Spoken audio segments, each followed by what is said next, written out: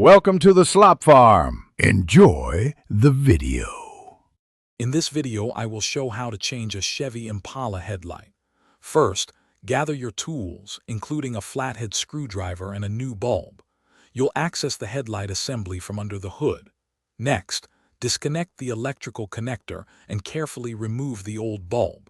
Finally, install the new bulb and test it before putting everything back together. This easy method will have your Impala's lights working in no time. To begin, open your Impala's hood and find the headlight assembly.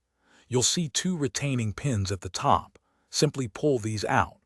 Once the pins are removed, gently pull the entire headlight assembly forward. This creates enough space to easily reach the bulb from behind.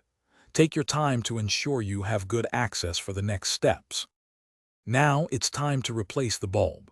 Twist the old bulb counterclockwise to unlock it from its socket.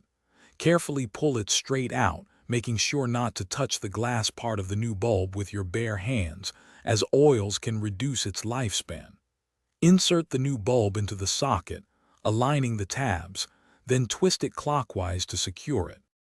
With the new bulb in place, gently push the headlight assembly back into its original position.